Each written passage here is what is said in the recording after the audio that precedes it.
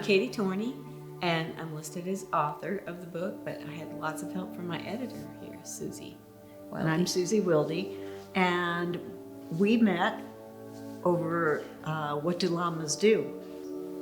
And then my son Garrett was killed in a car accident, and he was a veteran of 2 tours in Iraq and 1 in Afghanistan. And he was a larger-than-life character. He's tall, loud. He would say he was good-looking. He had many, many friends, and he was the kind of person that kind of filled up the space when he came into a room. So because he was such a big presence, we all felt like, I don't think I came up with it by myself. I think his friends and I came up with the idea to start a foundation for him. So my 2 daughters and I and 4 of his really good friends started the Garrett Torney Foundation, and that's what led to the second book, really, learning about veterans and PTSD, which he had a terrible case of PTSD when he came back from war. And I wish he could have had a service dog. It would have helped him.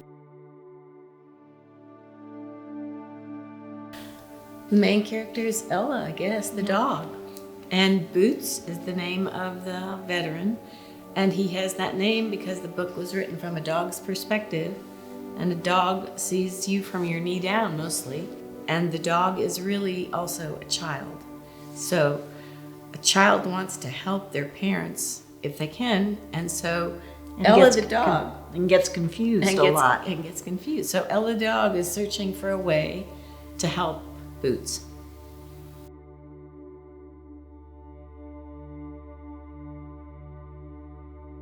Well, I hope it gets to the audience it was written for, and that's children of parents that have PTSD.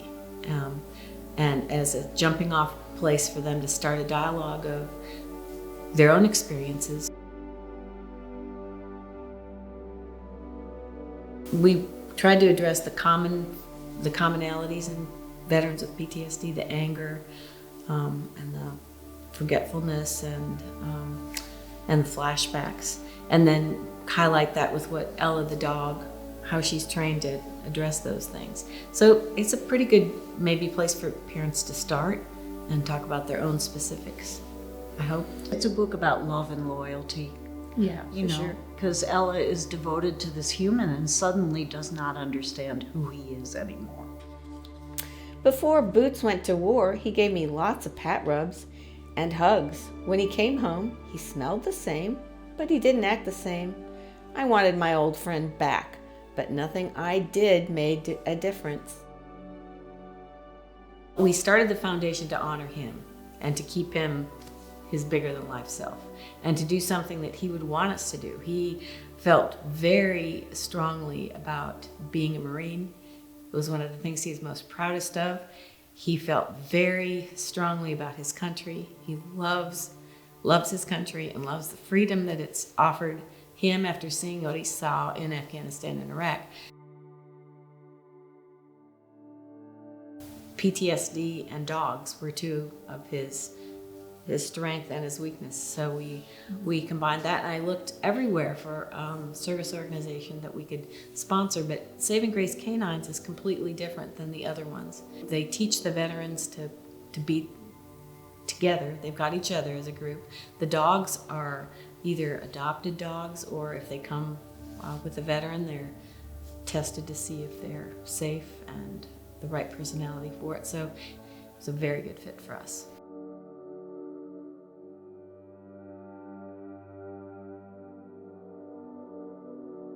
My name is Bridget Parsons Dean. I started Saving Grace Canines in 2013. I was going back for my graduate degree, and I had done an interview with some veterans, and they stated that what I was going for my degree for, that it didn't help them.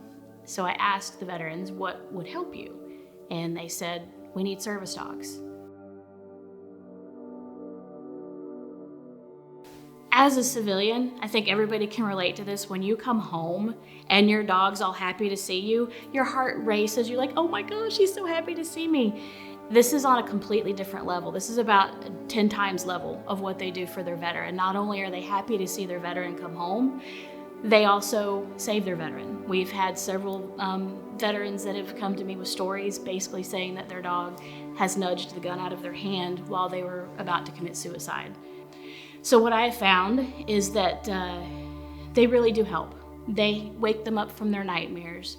When they go out into public, it's something called block, where they stand behind their veteran to keep people from coming up from behind them. That's a big thing with PTSD, is they do not like people approaching from behind them. It startles them.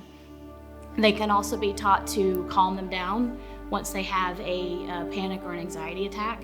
It's called hugs. Well, I call it hugs. The dog will come up on their abdomen and put pressure on it, and it takes down their blood pressure and it calms them down.